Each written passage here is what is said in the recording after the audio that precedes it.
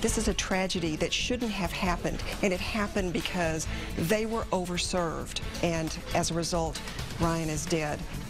She caused a crash that killed a man. Her punishment, just a few days in jail, and the victim's family supports the light penalty. 10 days in jail, that is the penalty Madeline Rackley faces after she admitted to causing the accident that killed 25-year-old Jarrett Ryan Whittington. It all happened back in July of last year. Rackley was drunk behind the wheel of a car and drove down a boat ramp under Interstate 35, crashing into Lady Bird Lake. And today, the parents of Ryan Whittington took the stand, speaking directly to their son's killer. And our Omar Lewis was inside the courtroom, and he joins us live to describe what happened there. Well, Robert and Leslie, there wasn't a dry eye in that courtroom after Gary Whittington took the stand, showing nothing but forgiveness. He handed Madeline Rackley books on grief. He prayed for her and even said he sympathized for Rackley as if she were his own daughter. He also told the judge he wanted the least amount of punishment that would provide the most help for his son's friend. The loss of their oldest child and only son has absolutely devastated the Whittington family. Tears ran down Madeline Rackley's face as she stood before a judge pleading guilty to aggravated assault with a deadly weapon. She was originally charged with intoxication manslaughter, accused of driving drunk and running her car into Lady Bird Lake.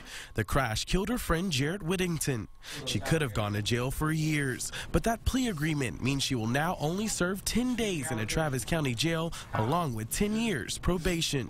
The Whittingtons have said from the very beginning they wanted the least amount of punishment for Madeline that would have the most impact on her life. Jarrett's father took the stand forgiving Rackley and telling her that his family will always support her, but he hopes she gets help. Gary Whittington also handed Rackley a care package along with a special letter. As Gary explained, he had written a letter from Ryan to Madeline as if it were Ryan speaking to Madeline. It's a very private letter. As part of the plea deal, Rackley will also have to perform 200 hours of community service, and she will lose her license for 2 years.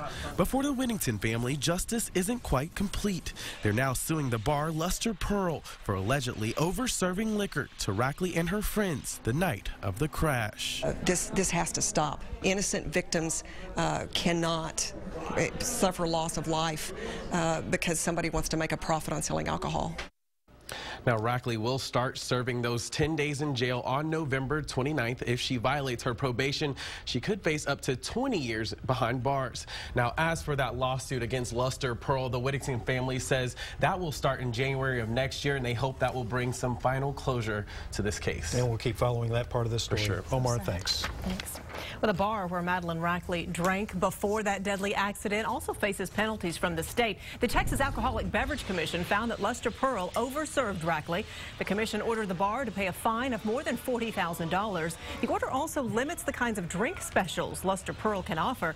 The TABC also required the bar to have enough staff to be able to monitor how much their customers drink.